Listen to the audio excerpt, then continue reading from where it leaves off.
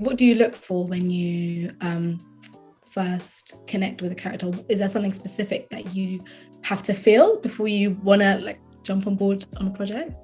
Yeah, I think one thing that I really love is to just be scared of one thing. If there's one thing inside of the pages that I'm unsure I can do, I love to get a job and immediately feel really terrified that I can't do it because I'm a masochist.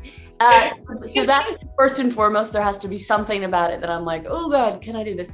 And then I think a lot about where we haven't been before, particularly as Black women. You know, what spaces we haven't been inside of, and so I think I can trace a lot of my career decisions to that, to sort of like, why aren't we here? How do we get here?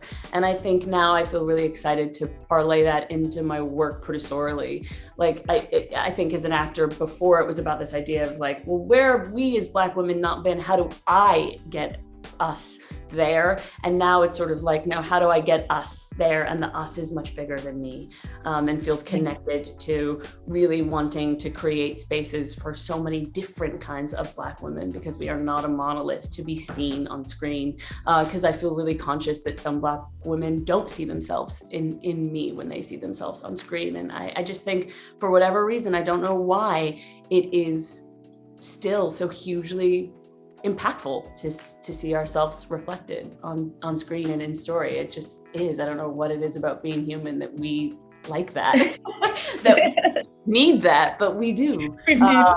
But we do. So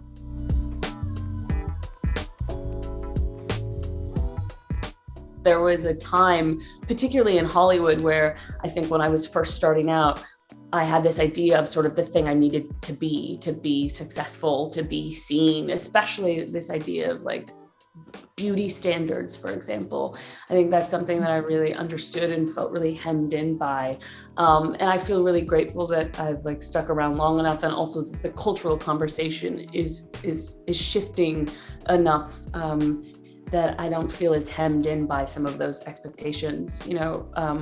But I certainly did when I first, I think, started working. It felt kind of oppressive in terms of what I could do or could be, you know, as a young Black woman.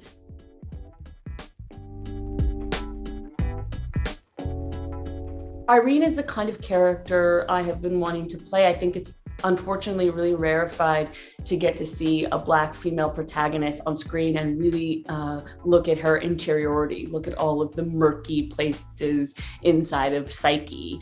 And, you know, I've been so influenced by those performances, those pieces of work, whether it's, you know, woman on the verge of a nervous breakdown, looking at like Cassavetes, or I love the work of Todd Haynes, the way that he is able to capture women on screen and in their interior lives. And I just haven't gotten to see a lot of narratives where you see a Black woman getting to do that and getting to see those kind of performances. Irene is she's such a complex character that's feeling so much, but yet she expresses it so subtly, and I feel like that's what you did so well. I'm just like, how is she doing this? What was it like? What was that whole experience like for you in portraying such a layered character? It was really interesting. It was such an incredible challenge, and so different than anything I've ever done before. Fun, even though, you know, a little tense and hard. Yeah, no, I can imagine. And I also thought it was so interesting to play a character that is in the middle of having a breakdown and doesn't know it. You know, that struck me as such a fascinating thing to get to do. And also, how do you both show to an audience this depth of feeling, but also not show because the character doesn't like to let on. I think there is this expectation, which certainly Irene is experiencing, that if you're a mother, you need to be happy inside of motherhood. You know, it's sort of taboo to admit that being a mother is hard, and sometimes being a parent is a thankless job, and sometimes domesticity is not all it's cracked up to be.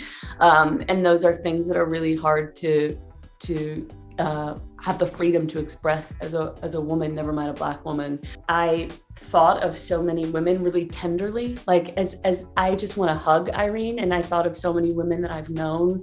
I've thought of women that I've been in the past. Like I really feel she felt very real to me, not an abstraction. And also she didn't feel, as much as she's hemmed in sort of by the expectations of the time in a way, she felt timeless. She felt like now, she felt tomorrow, she felt yesterday. She didn't feel like something that exists in the past as an abstraction. She feels really real to me still. A part of doing her justice was to lean into some of those kind of uncomfortable spaces. Yeah, I guess sometimes that's a good way for you to kind of relate to it. Yeah. Pick up those old feelings. Yeah, you're like, oh, this old thing. The reason I stopped hanging out with you. Yeah. What was it that made you kind of connect with Irene when you saw the script? First and foremost, I was such a big fan of Rebecca's work as an actor. I just thought she was so gifted. She has this way as an actor where you can just tell she's like director proof. She'll like always be good. Yeah. And so I thought, particularly to play such a challenging character as Irene, I would need to do it with a collaborator that I really intrinsically trust to guide my performance, because I want to be able to really let go and be inside of it, and that extra set of eyes that I just really trust. And so I knew Rebecca would be that kind of collaborator to me, just because I loved her work. And then I knew Ruth was attached to play Claire, and it's so important. You really get the sense when you read the novella that Irene is so beguiled by this woman. And I think that Ruth as a performer is beguiling. You know, I could really imagine her bodying this part in a way that would be really remarkable. I think to play this character means inviting a certain level of ambiguity and complication to really get her right.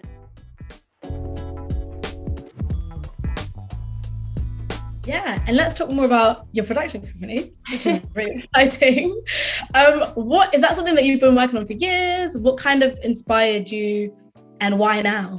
Yeah, it's something that I've wanted to do for some years, and I knew that I wanted. I didn't even know if it needed to be a company necessarily, but I just knew that I wanted to focus more squarely on producing.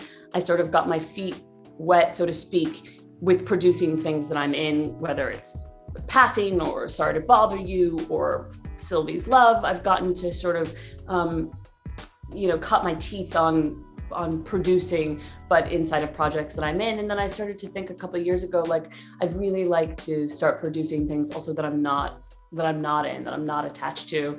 I love the idea of getting to, discover new talent. And like, particularly I think about my younger self, the idea of creating a role that would like make a young Black woman a star, that could, if we do it right, like that felt really exciting to me. And so I started to think a lot about that.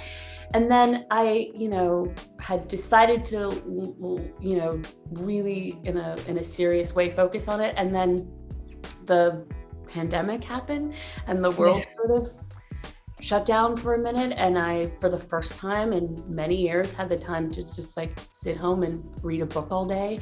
And I started to do that and found all these stories that were incredible, starting with Raven Leilani's Luster, and thought like this should be a series. And so I started to collect these stories, attach myself to them as a producer, and then thought like, I think it makes sense to launch a company at this time. And I feel really grateful that I found really great partners in HBO Max. And now we have a handful of things on our slate for both those places. We have unscripted things around town, we have films. And it's been really exciting to get to lean in and really work on that. It's just such a joy, really and truly. It's been such a joy. Yeah, and it's so amazing. As you said, you've already got so many things picked up there in the pipeline, like Luster, which I was so excited about when I saw that you were going to do that. What was it about the book that you kind of were like, okay, I need to adapt this story? I could not put it down. It's like, I could not, it's right next to me. I still can't look, like right here. It's like, I love that. Yeah. I never leave home without this book. It's like everywhere. I couldn't put it down. It was so juicy. I felt so seen. Like there were moments with this protagonist where I was like, oh, a younger part of me. I can see her, feel her. She felt so real. She felt like so many women I have known, so many women I have been. And then also I thought a lot about, like, I haven't seen a Black female protagonist like this, you know? I was also reading it around the same time that I May Destroy You came out. And I was thinking just how impactful Michaela Cole's work is, to see these new kind of Black female protagonists and to see those characters take up space in a way that they hadn't before. I thought about how so much room, she made so much room, Michaela, with her work. And in a similar way, I thought, like, you know, if we do this right, whoever is our Edie will be so beloved by audiences, will be such a fresh, amazing discovery. The idea of getting to, you know, like, hopefully make someone a star in it just felt really exciting to me. And also, I think Raven Leilani, the author, is a star. And, you know, Nella's work, for example, took 100 years for a movie to exist, for people to be talking about it in the way they are now. And I'm like, I don't want to wait 100 years for people to be talking about Raven Leilani's work or Disha Philya's work or any of the young Black women that we're working with now. And so that felt really exciting to me, is like, you know, one way to help make something canon, make a piece of work, something that people are talking about, that know it's important, is to make it a television show or make it a film, because that's the way that people are engaging with work so much. So my hope is, like, I just love reading. That makes me feel less alone to sit with a book. So my hope is you make a great television show and then more people have this on their couches, you know, which is exciting. Yeah. No, I think that's always the best. That's how I get my sister to read. I'm like, have you watched that TV show? Yeah, now read this. Yeah, exactly. It's exciting. Yeah, it works. It's the cutest way around, you know, but it's fun.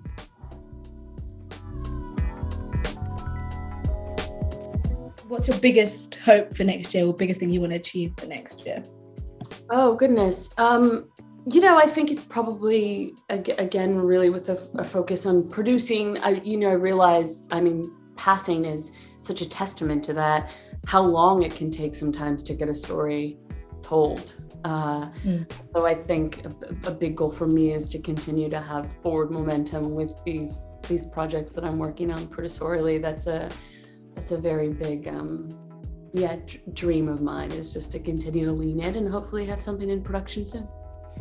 Yes. Well, I'm really excited to see what comes next year. And yeah, thank you so much. It's been great. Oh, it's my pleasure. Thanks for saying hi.